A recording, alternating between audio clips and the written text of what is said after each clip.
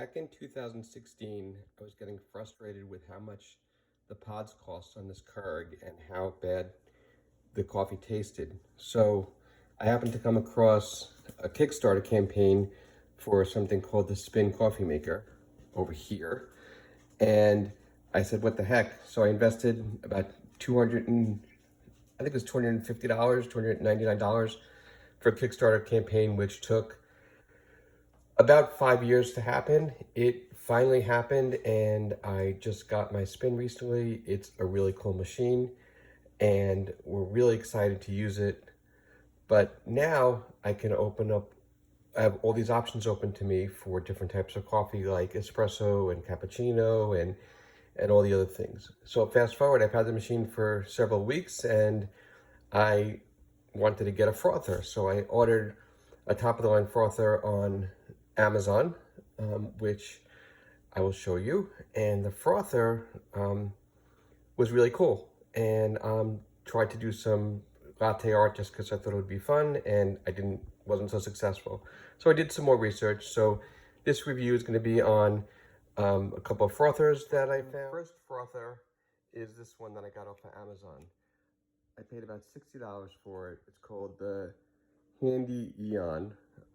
It's basically, you open up the cap, and in here you pour the milk. This piece over here is magnetic, so you can take it out and clean it. So that's the first one.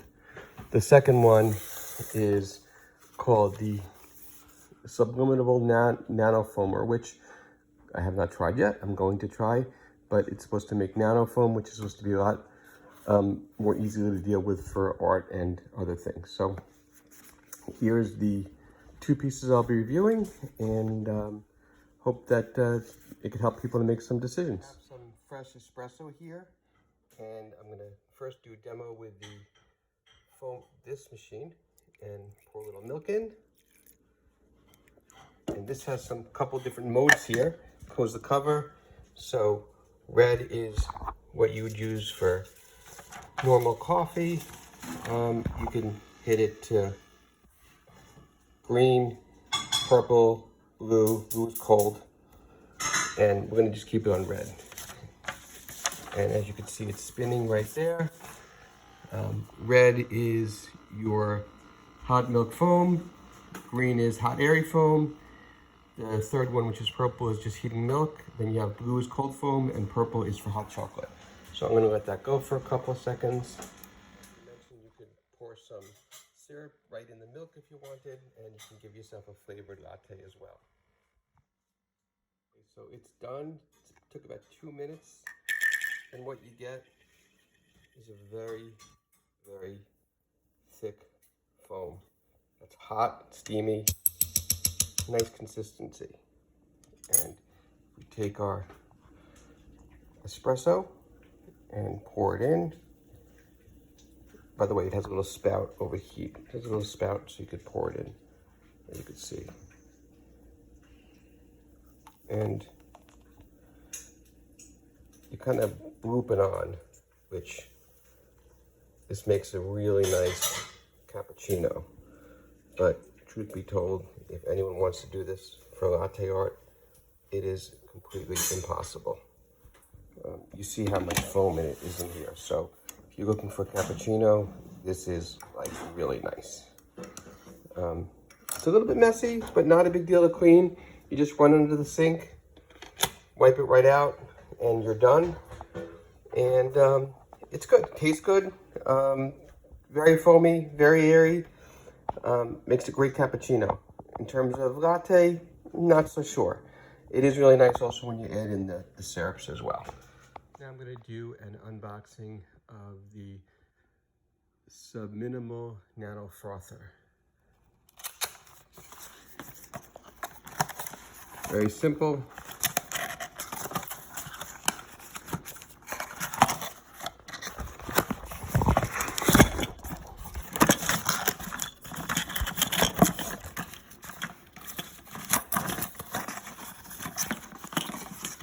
And there it is.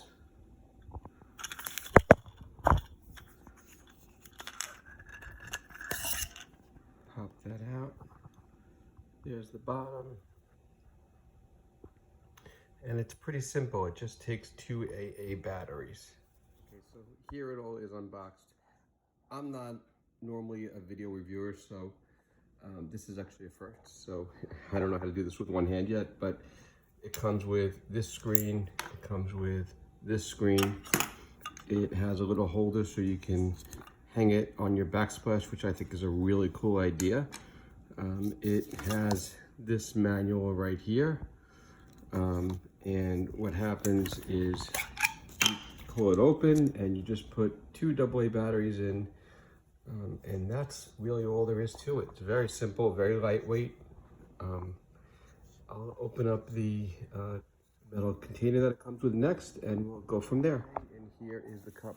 By the way, I don't think that the cup comes with it. It's an extra. But here it is, just unboxing.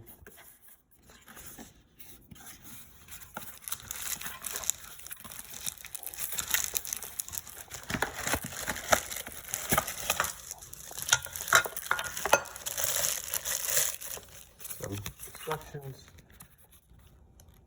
It's telling you to heat the milk to 130 degrees. And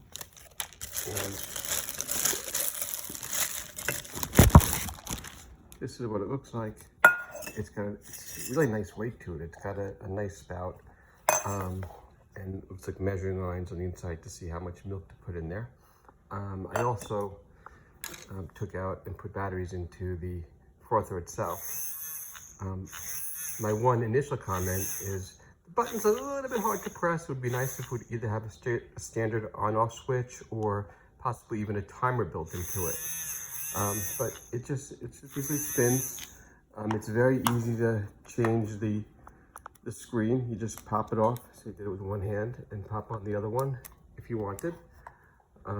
So this one works a little bit different than the other one. This one you need to heat the milk first. So you heat the milk on the stove in here and then you froth it.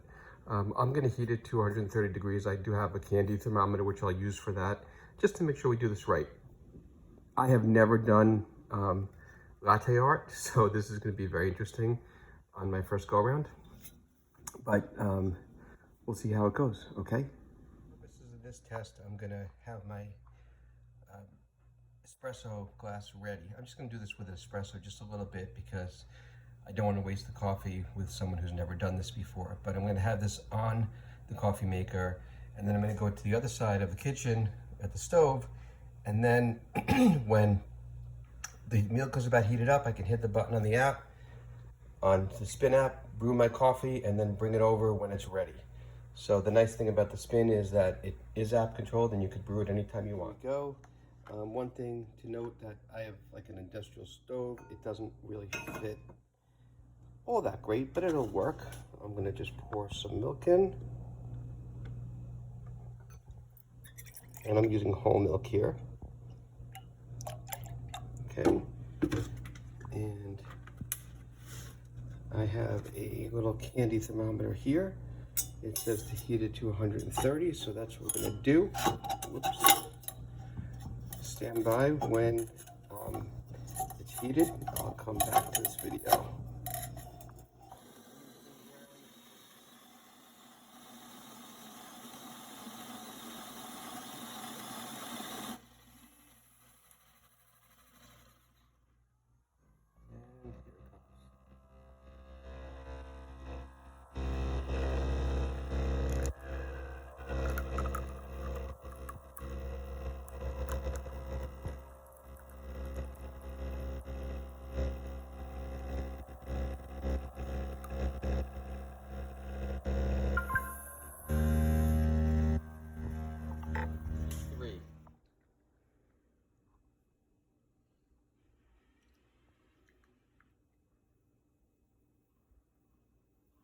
Nope.